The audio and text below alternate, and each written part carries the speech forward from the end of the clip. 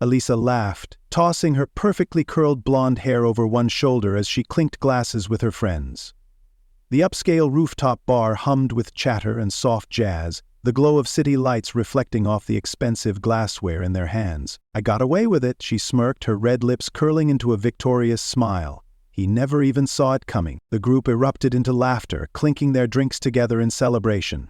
Alisa, ever the center of attention, leaned forward with a conspiratorial gleam in her eye. "You so boring, you guys, always talking about work, about savings, about building a future." Oh, she rolled her eyes. "Meanwhile, I was having the time of my life with someone who actually knows how to have fun." Her best friend Jenna gasped in mock shock. "And he still has no idea?" Alisa grinned, sipping her overpriced martini. "None. I mean, even if he did, what's he gonna do, cry about it? Please?" The table shook with laughter, and Alisa basked in the attention. She loved this, the thrill, the power, the feeling of being untouchable. Liam was predictable, steady, dependable, and that's exactly why she had gotten bored. What she didn't realize was that she was being watched. Across the bar, half hidden in the shadows, Liam Carter sat alone, his fingers wrapped loosely around a glass of whiskey. His expression was unreadable, his posture relaxed. Too relaxed. He had been here for an hour, watching, listening. He hadn't come looking for Alisa. In fact, he had planned on spending the evening unwinding from the chaos of work, but then he had heard her voice, laughing, bragging, exposing herself without a care in the world. And that changed everything. She really thought she had won. She thought she had walked away unscathed, her lies buried beneath carefully crafted alibis and feigned innocence.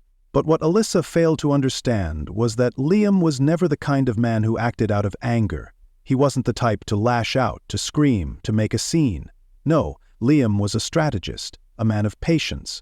And while she had spent her time playing games, he had spent his gathering evidence. He had seen the photos, the ones she had so recklessly sent to her affair partner, the ones taken inside her office with the company logo subtly visible in the background. The moment he found them, he knew exactly what needed to be done. Liam set his glass down, pulled out his phone, and opened his email. 2. Mark Holloway, HR Department. Subject: Concern regarding employee conduct, Alisa Morgan. Message: Dear HR, I wanted to bring something to your attention regarding how Alisa Morgan utilizes company time. Attached are some images that may be of concern. He attached the photos, hit send, and sat back in his chair. Alisa thought she had won. She had no idea the game had just begun. Liam didn't stick around to watch Alisa gloat for much longer. He had already heard enough. He had already seen enough. With the email sent, there was no need to linger. He took the last slow sip of his whiskey, letting the smooth burn settle in his chest before setting the glass down with a quiet clink against the marble bar top. Sliding his phone into his pocket, he rose to his feet, moving with the same calculated patience that had defined his entire approach to this situation. He walked past Alisa's table without so much as a glance in her direction, though he could hear her laughter ringing behind him, loud and full of misplaced arrogance. She had no idea that within hours, her entire world was about to shift. And the best part? She wouldn't even see it coming. By the time Liam stepped out into the crisp night air, the wheels of fate had already begun turning. Monday morning arrived like an executioner's drum roll, slow and ominous. Alisa walked into the office with her usual confidence, her heels clicking sharply against the polished floors of Holloway & Co. Marketing. She breezed past the reception desk, flashing her usual practiced smile at the front desk assistant, unaware of the knowing look exchanged between the staff as she passed. Had she been paying attention, she might have noticed that something was off. The way people glanced at her, the hushed whispers, the stifled looks of amusement and curiosity. But Alisa, ever absorbed in her own world, barely acknowledged them. She was too busy pulling out her phone, scrolling through her messages.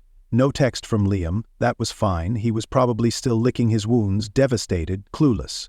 She had expected him to spiral, maybe send her a barrage of texts asking what had gone wrong, begging for another chance. But instead, silence. The complete lack of a reaction was almost disappointing. Well, she shrugged to herself, men handle things differently. Her thoughts were interrupted by the sound of her name being called. Alisa, a voice came from behind. She turned to see Sarah, one of the senior HR representatives standing just outside the glass doors of the executive meeting room.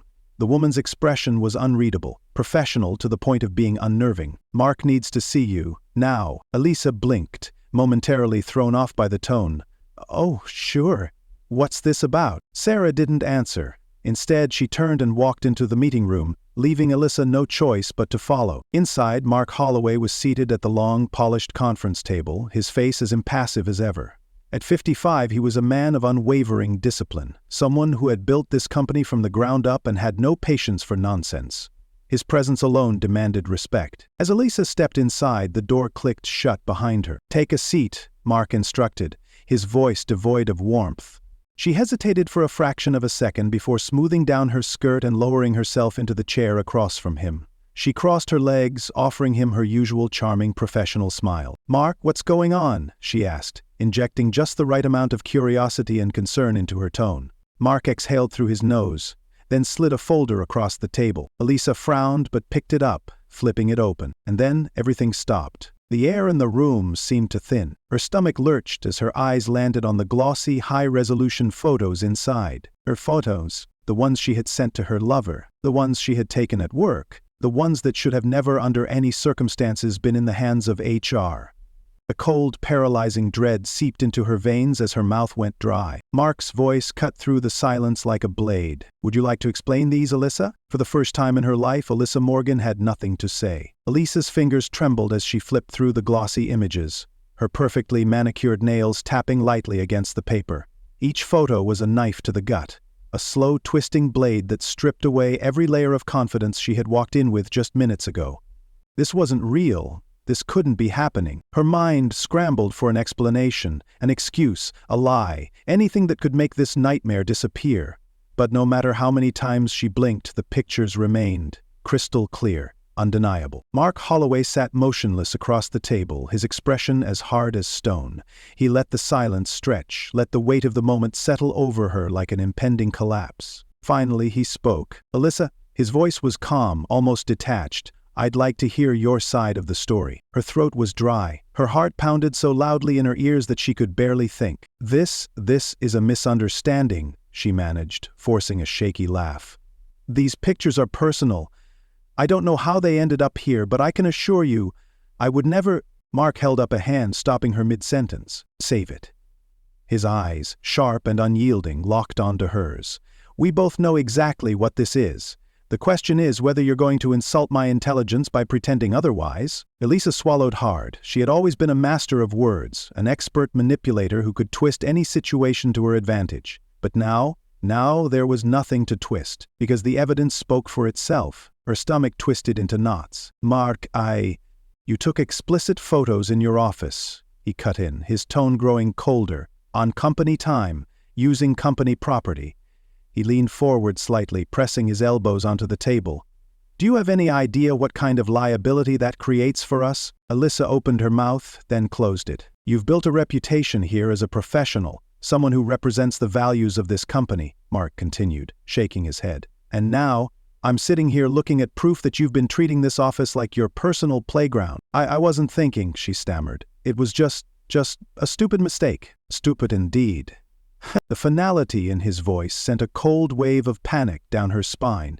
Alisa felt her control slipping. She had always believed she could talk her way out of anything, that her charm and quick wit would carry her through even the most precarious situations. But this time, the walls were closing in, and there was no escape. Mark reached for a second folder, sliding it toward her. "HR has already prepared your termination paperwork," he said flatly. "You'll be escorted out today, effective immediately." Alisa's world tilted. "Fired. Just like that." She gripped the edge of the table, her nails digging into the polished wood, and for the first time, true fear settled in. Liam had done this. He had been watching, waiting, and now he had destroyed her with nothing more than the press of a button. Alisa's breath came in shallow, uneven gasps as the full weight of Mark's words sank in. Her hands clenched into fists on her lap, her nails pressing crescent-shaped indentations into her skin. This couldn't be happening. This was a nightmare, a cruel joke, some ridiculous mistake that she could still fix. She had to fix it. She forced a weak smile, her voice trembling as she spoke. "Mark, please. I've been with this company for years. I've brought in major clients. This isn't fair. You can't just fire me over some pictures." Mark exhaled sharply, shaking his head. "This isn't just about some pictures, Alisa." His tone was clipped, his patience wearing thin. "It's about integrity, about professionalism, About the fact that you, a senior employee, knowingly engaged in conduct that could expose this company to lawsuits, reputational damage, and internal scrutiny. Alisa swallowed hard. I'll delete them. No one else has to know about this. Oh, but people already do. Mark leaned back in his chair, arms crossed. HR has seen them. Our legal department has been consulted. And given the fact that you took these photos on company property using company resources, this isn't just an HR issue. It's grounds for legal action. Her stomach twisted violently. Legal action? If we choose to pursue it, Mark said, his voice void of sympathy. But we're giving you the option to leave quietly. Alisa's mind reeled. The room felt suffocating. She had always been the one in control, the one who dictated the rules, the one who could twist any situation in her favor. But now she was trapped in a reality she had never prepared for. This was Liam. This was his doing. The realization struck like a slap to the face. He hadn't confronted her. He hadn't fought or begged or cried like she had expected. Instead, he had waited, gathered evidence, and then delivered a single devastating blow that obliterated everything she had built. Her career, her reputation, her future. Please, Mark, she whispered, her voice barely audible. This company is my life. You know how hard I've worked. Isn't there anything I can do? Mark regarded her for a long moment, and for the first time there was something in his gaze that almost resembled pity.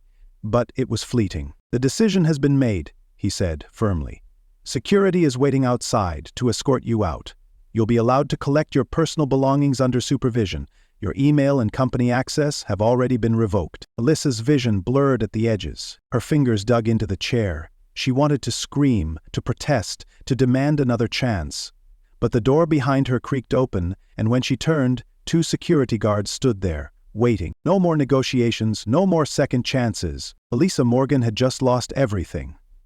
And all Liam had to do was press send. Alisa stepped out of the office building, her heels clicking against the pavement with every shaky step. The morning sun was bright, almost blinding, as if mocking the darkness that had just swallowed her whole. The weight of the security guards' presence still lingered on her skin, their blank expressions as they had walked her to her desk, watched her pack up her things, and then escorted her out.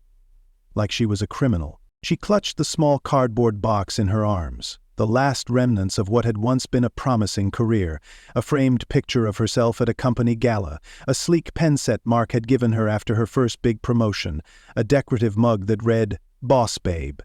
She almost wanted to laugh. Boss Babe? She wasn't a boss anymore. She wasn't anything anymore. The realization hit her like a freight train. Her job was gone, her paycheck gone. The lifestyle she had built, the expensive brunches, the designer handbags, the sense of power and independence, it had all been ripped away in a matter of minutes. And then, as if the universe wanted to twist the knife deeper, her phone buzzed. She fumbled to pull it from her pocket, her hands unsteady.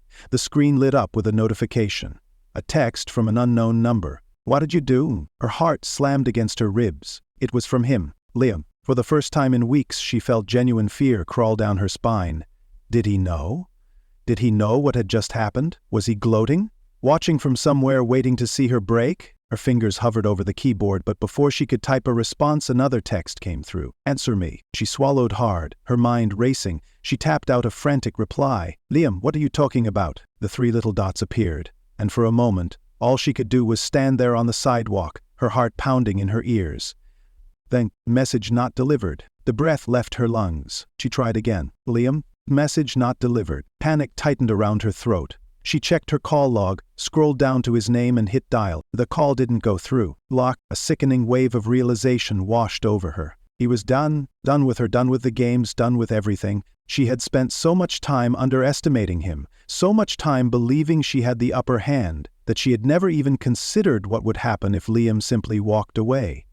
And now he had. Alisa stood frozen on the sidewalk, gripping the box of her shattered career, staring at the phone in her hands as the world around her moved on without her. She had won the game, until she realized Liam had been the one playing her all along.